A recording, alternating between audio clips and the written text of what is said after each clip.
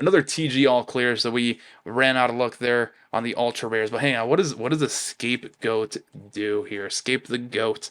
When your opponent activates a card or effect that targets a monster you control except token, you contribute one monster, special summon one scapegoat token.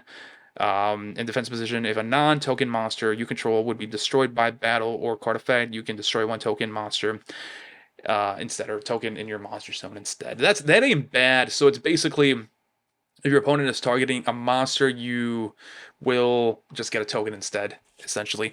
And usually when your opponent is targeting a monster, it means they're trying to remove it, so you won't lose a resource, basically. The thing about it, though, is the tokens are pretty decent for all summoning mechanics except Link, basically. There are some links that allow you to use tokens, but not all of them. We got another scapegoat there. We got Embrace the Totino. Hell no. Why are they so high rarity, man? They should have just been like free. Just give them out when people buy an Age of Overlord product. Honestly, I don't even know if they're bad, but the first wave of support wasn't that good, so I ain't holding my breath. We got a Stars Align above the shrine, full armored 𝗦𝗦𝗧, Supreme King, Dragon, Lightworm, and a Fire Recovery. What does this do? We're getting a lot of decent fire. Oh, wait, hang on. So target one fire monster in your graveyard, send one card from your hand to the graveyard, and if you do special summon that targeted monster, you can banish this card from your graveyard and target 3 of your fire monsters that are banished or in your graveyard. Yo, this is definitely volcanic support. I mean, the volcanic scatter shot, I think, is his name, is in the back, in the picture itself right there. So target 3 of your fire monsters that were banished or in your graveyard, shuffle them into the deck, then draw 1 card. That ain't bad. You can only use this effect of fire recovery once per turn. So the graveyard effect is pretty decent, and then you can just cheat out 1 fire monster.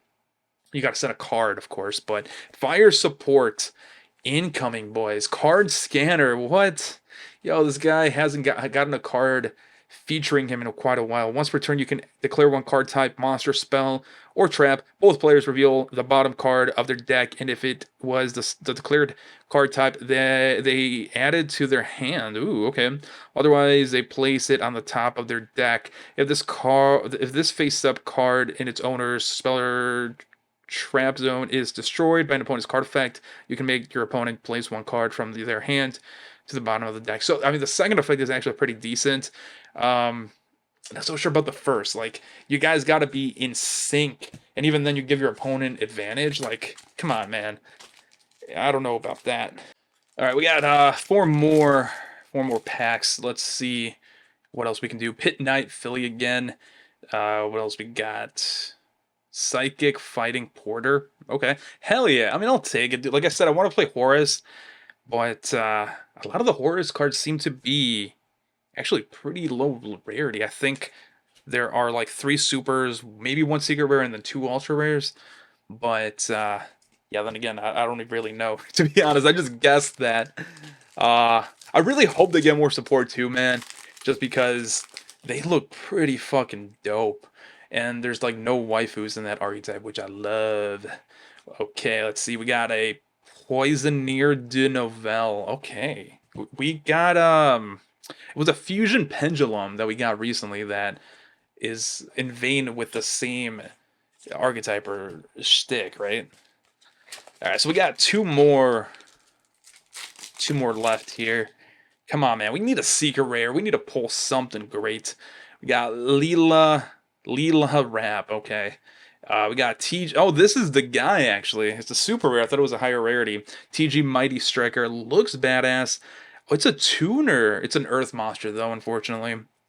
Trying to see if I can play it in a Speedroid deck. I mean, you could, but Speedroids usually lock you into earth types, or wind types, not earth types.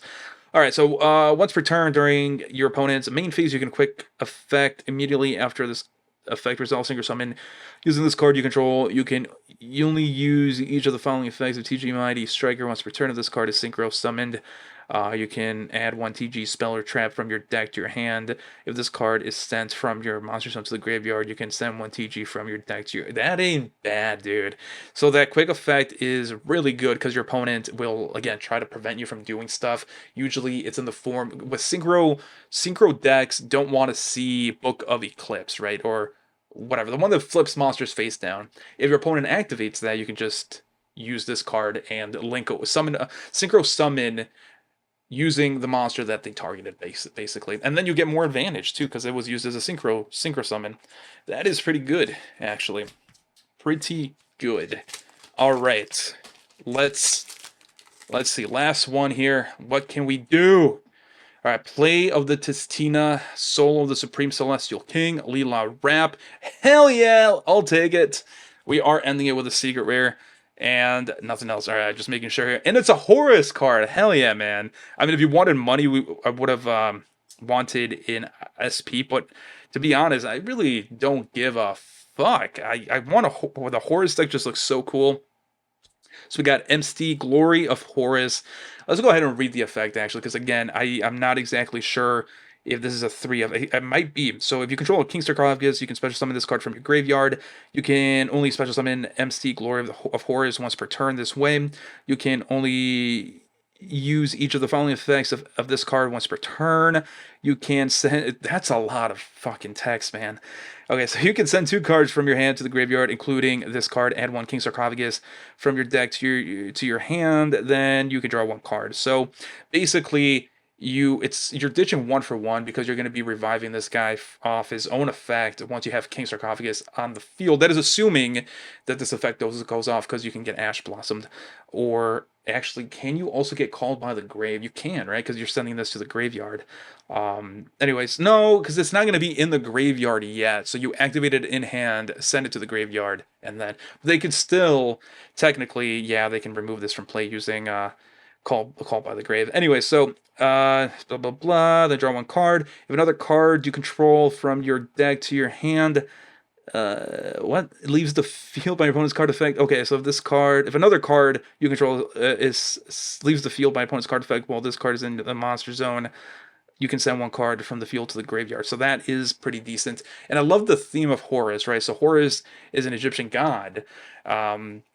Which kind of funny because back in the day, Yu-Gi-Oh did have Egyptian gods, and the whole thing is that he was killed by his brother or something like that, and then his wife revived him. So that's basically the whole shtick of this archetype. They're being revived from the graveyard essentially. So that is awesome, man. I'm excited for that actually.